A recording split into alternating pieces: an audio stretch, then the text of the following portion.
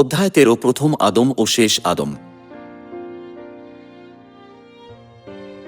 আদিপুস্তকের ১, ২, ৩ অধ্যায়কে একটা ছোট ইতিহাস বলে মনে হয়, কিন্তু যদি আত্মিকভাবে ব্যাখ্যা করি তাহলে এর বিস্তৃতি অনেক বিশাল হয়ে যায়। আদম ও হবা এবং সর্পের কাহিনী শুধু অতীতের এদন উদ্যানের একটা ইতিহাস নয়, যেমন বেশিরভাগ খ্রিস্টানেরা মনে করে। ঈশ্বর এই ইতিহাস থেকে আমাদের অতীতের জগৎ এবং পরবর্তী জগতের রহস্যময় সত্য আবিষ্কার করতে দিয়েছেন। প্রথমত আদমের বিষয়ে প্রেরিত পৌল লিখেছেন রোমীয় ৫ অধ্যায় ১৪ পদ, আর আদম সেই ভাবী ব্যক্তির প্রতিরূপ। দ্বিতীয়ত হবার বিষয়ে তিনি লিখেছেন দ্বিতীয় করিন্থীয় ১১ অধ্যায় ৩ পদ, কিন্তু আশঙ্কা হইতেছে পাছে সর্প যেমন আপন ধূর্ততায় হবাকে প্রতারণা করিয়াছিল, তেমনি তোমাদের মন খ্রিস্টের প্রতি সরলতা ও শুদ্ধতা হইতে ভ্রষ্ট হয়। তৃতীয়ত সর্পের বিষয়ে প্রেরিত যোহন লিখেছেন প্রকাশিত বাক্য ১২ অধ্যায় ৯ পদ, আর সেই মহানাগ নিক্ষিপ্ত হইল, সেই পুরাতন সর্প, যাহাকে দিয়াবল, অপবাদক এবং শয়তান বলা যায়, সে সমস্ত নরলোকের ভ্রান্তি জন্মায়। যেহেতু সর্প যে হবাকে প্রলোভিত করেছিল তাকে পুরাতন সর্প বলা হয়েছে এবং একে মহানাগ বা দিয়াবল বা শয়তান বলা হয়েছে, তাই আমরা যদি আত্মিকভাবে দেখি এর দ্বারা পৃথিবী সৃষ্টির আগে স্বর্গদূতের জগতের রহস্যকে অধ্যয়ন করতে পারি।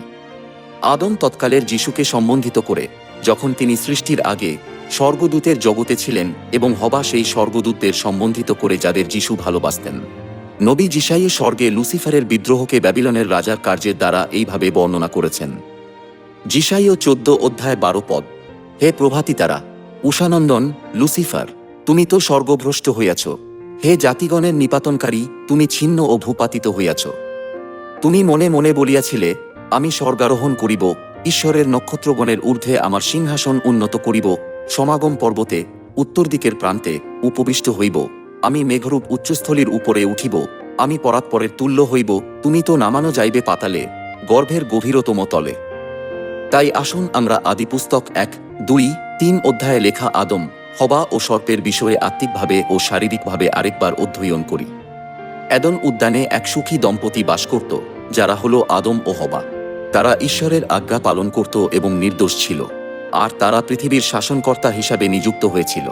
আদম সম্পূর্ণভাবে ঈশ্বরের আজ্ঞা পালন করার চেষ্টা করত, তাই শয়তান কোনো চতুর চক্রান্ত দ্বারা আদমকে নড়াতে পারত না। ঈশ্বর আদমকে এক আজ্ঞা দিয়েছিলেন, সৎজ্ঞানদায়ক যে বৃক্ষ, তাহার ফল ভোজন করিও না। শয়তান আগে থেকেই জানত যে আদম ঈশ্বরের আজ্ঞা পালন করার জন্য অটল সিদ্ধান্ত নিয়েছে এবং সে তাকে সরাসরি আক্রমণ করতে পারবে না। তাই সে আদমের অনুপস্থিতিতে দুর্বল হবাকে প্রলোভিত করল।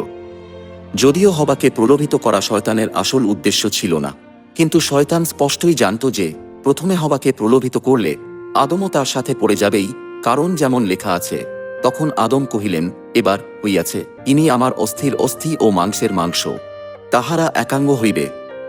ঠিক সেইভাবে আদম হবাকে নিজের দেহের মতো ভালোবাসত। এই জন্য শয়তানের দৃঢ় বিশ্বাস ছিল যে যদি হবা সৎজ্ঞানদায়ক বৃক্ষ থেকে খায় তাহলে আদমও খাবে।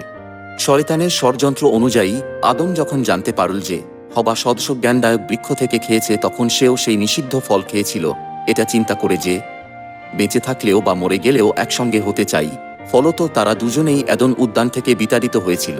তাহলে আদম ও হবার ইতিহাস আমাদের কি শিক্ষা দেয়?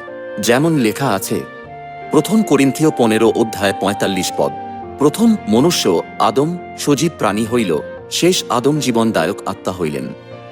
রোমীয় ৫ অধ্যায় ১২ পদ, আর আদম সেই ভাবী ব্যক্তির প্রতিরূপ। এই বাক্য পরোক্ষভাবে প্রকাশ করে যে আদমের দ্বারা আমরা যীশু খ্রিস্টের বিষয়ে কিছু গভীর সত্যকে জানতে পারি। আদম যীশু খ্রিস্টকে সম্বোধিত করে এবং হবা যীশুর মধ্যে থাকা সেই বিশ্বাসীদের সম্বন্ধিত করে। যেমন লেখা আছে দ্বিতীয় করিন্থীয় ১১ অধ্যায় ২ পদ, কেননা আমি তোমাদিগকে সতী কন্যা বলিয়া একই বর খ্রিস্টের হস্তে সমর্পণ করিবার জন্য বাগদান করিয়াছি। কিন্তু আশঙ্কা হইতেছে পাছে সর্প যেমন আপন ধূর্ততায় হবাকে প্রতারণা করিয়াছিল, তেমনি তোমাদের মন খ্রিস্টের প্রতি সরলতা ও শুদ্ধতা হইতে ভ্রষ্ট হয়। তাই আদম ও হবার ইতিহাস যীশু ও বিশ্বাসীদের মধ্যে সম্পর্কের রহস্যকে বোঝানোর জন্য লেখা হয়েছে।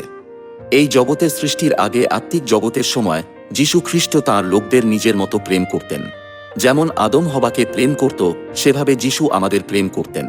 আর যেভাবে আদম পৃথিবীর উপর শাসন করার কর্তৃত্ব পেয়েছিল, সেভাবে যীশু খ্রিস্টের কাছে সমস্ত ব্রহ্মাণ্ডের উপর শাসন করার কর্তৃত্ব ছিল। যিশুর সার্বভৌম ক্ষমতার প্রতি শয়তানের লোভের কারণে সে স্বর্গদূতদের, যাদের যীশু সবথেকে বেশি ভালোবাসতেন, তাদের প্রলোভিত করে হবার মতো একই পাপ করালো, যাতে তারা স্বর্গ থেকে বিতাড়িত হয়। এই সমস্তই শয়তানের কৌশল ছিল যেন অবশেষে যিশুও তাদের সাথে পৃথিবীতে নেমে আসেন। শয়তানের কাছে এমন আত্মবিশ্বাস ছিল যে যদি একবার যিশু শরীর ধারণ করে পৃথিবীতে আসেন, তাহলে সে হবাকে যেমন করেছিল তেমনি তাকেও প্রলোভিত করবে, যেন তিনি কখনো স্বর্গে ফিরে যেতে না পারেন। শয়তানের সেই পরিকল্পনা অনুযায়ী যিশু পাপী আত্মাদের বাঁচানোর জন্য শরীর ধারণ করে এই পৃথিবীতে এসেছিলেন এবং তাদের পাপের বেতন হিসাবে নিজের দেহ প্রায়শ্চিত্তের উৎসর্গরূপে দিয়েছিলেন। যেহেতু পাপের বেতন মৃত্যু, তাই যে আত্মারা পাপ করেছে তাদের বাঁচানোর জন্য একজন নির্দোষ ধার্মিক ব্যক্তিকে অবশ্যই মরতে হবে। পুরাতন নিয়ম অনুসারে যদি কোনো ব্যক্তি একজন পাপীকে মুক্ত করে দিত, তাহলে তাকে সেই পাপীর বদলে নিজের প্রাণ দিতে হতো। তাই যখন যাজক, ধর্মশিক্ষক এবং প্রাচীনরা যারা যিশুকে ক্রুশবিদ্ধ করেছিল, তারা তাঁকে উপহাস করে বলেছিল সে অন্যদের বাঁচিয়েছে, কিন্তু নিজেকেই বাঁচাতে পারছে না। যদিও তিনি পাপী আত্মাদের জন্য বলি হয়েছিলেন, কিন্তু যিশুর আত্মা কখনোই মারা যায়নি, বরং মৃতদের মধ্য থেকে পুনরুত্থিত হয়েছিলেন এবং সর্বত্র ব্রহ্মাণ্ডে তাঁর মহিমা প্রকট করেছিলেন। এতে শয়তান আশ্চর্য হয়ে গিয়েছিল। যেহেতু বাইবেল বলে পাপের বেতন মৃত্যু, অথবা যে প্রাণী পাপ করে সেই মরিবে, তাই শয়তান মনে করেছিল যে পাপী আত্মাদের বাঁচানোর জন্য তাদের বদলে যদি যিশু নিজেকে বলিদান করেন, তাহলে তিনি কখনোই পুনর্জীবিত হতে পারবেন না। কিন্তু যিশু সেই পাপী আত্মাদেরও বাঁচিয়েছিলেন এবং নিজেও পুনরুত্থিত হতে পেরেছিলেন। এই গভীর রহস্য মসির ব্যবস্থায় দেওয়া নিস্তার পর্ব ও প্রায়শ্চিত্ত দিনে ছায়া হিসাবে লুকিয়েছিল। নিস্তার পর্বের দ্বারা ঈশ্বর ইসরায়েলীয়দের দাসত্বের ঘর মিশর থেকে বের করে এনেছিলেন, যা এই পাপী পৃথিবীকে সম্বোধিত করে। আর প্রায়শ্চিত্ত দিনে ইসরায়েলের সমস্ত পাপ যা পবিত্র স্থানে একত্রিত হতো, তা আজাজেল ছাগল, যে শয়তানকে সম্বোধিত করে, তার মাথায় শিকার করিয়ে দেওয়া হতো এবং সেই ছাগলকে প্রান্তরে ছেড়ে দেওয়া হতো। এই সমস্ত কিছু ভবিষ্যতে আসা বস্তুর ছায়া ছিল।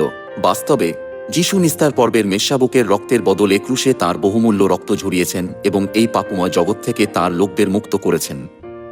আর তাঁর রক্ত প্রায়শ্চিত্ত দিনের পাপ বলি ছাগলের রক্তেরও বাস্তবতা, তাই তিনি এর দ্বারা তাঁর সমস্ত লোকের পাপের প্রায়শ্চিত্ত করেছেন এবং তাদের সমস্ত পাপ আজাজেল ছাগলের আসল সেই শয়তানের উপর স্বীকার করিয়েছেন। ফলত তিনি তাঁর সমস্ত লোকদের বাঁচাতে পেরেছেন এবং নিজেও পুনর্জীবিত হতে পেরেছিলেন। সংক্ষেপে যদি আরেকবার বলি, যেহেতু পাপের ফলেই মৃত্যু জগতে প্রবেশ করেছিল, তাই যদি পাপকে সরিয়ে দিতে পারে তাহলে মৃত্যুও নাশ হয়ে যায়। তাই সমস্ত লোকদের মৃত্যুমুখী পাপ যদি শয়তানের উপর চাপিয়ে দেওয়া হয়, তাহলে মৃত্যুও তার উপর চাপিয়ে দেওয়া হবে।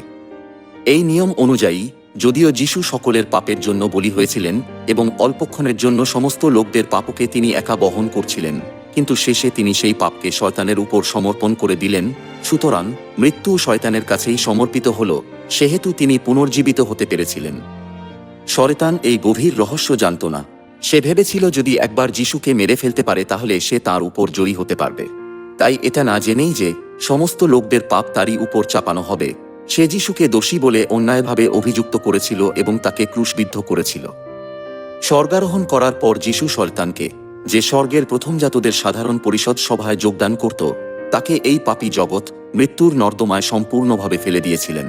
যেমন লেখা আছে ইব্রিয় 2:14 ভালো সেই সন্তানগণ যখন রক্তমাংসের ভাগী, তখন তিনি আপনিও তদ্রূপ তাহার ভাগী হইলেন, যেন মৃত্যু দ্বারা মৃত্যুর কর্তৃত্ব বিশিষ্ট ব্যক্তিকে অর্থাৎ দিয়াবলকে শক্তিহীন করেন এবং যাহারা মৃত্যুর ভয়ে যাবজ্জীবন দাসত্বের অধীন ছিল তাহাদিগকে উদ্ধার করেন।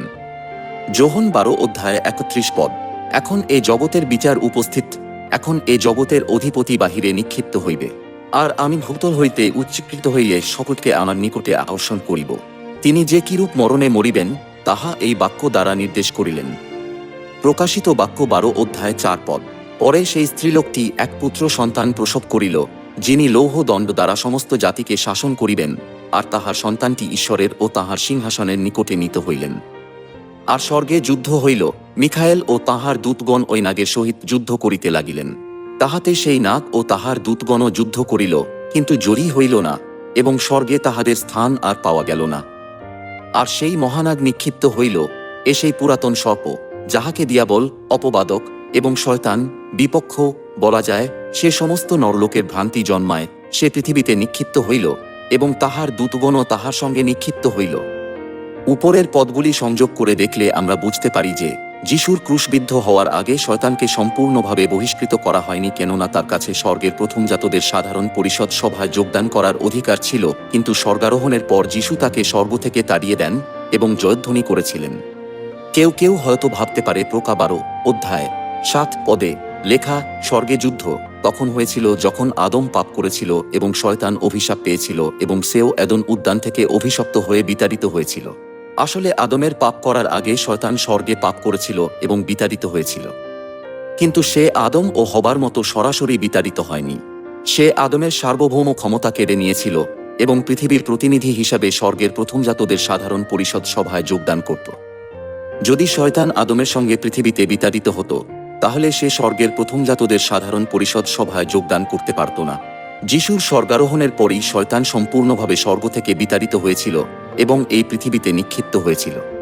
আর সে এই পৃথিবীতে এসে ঈশ্বরের মণ্ডলীর উপর অত্যাচার করেছিল এবং ঈশ্বরের শেষ সন্তানদের উপরও অত্যাচার করবে। এই জন্যই যিশুকে শেষ আদম বলা হয় এবং উদ্ধারের যোগ্য সেই আত্মাদের শেষ হবা বলা যেতে পারে।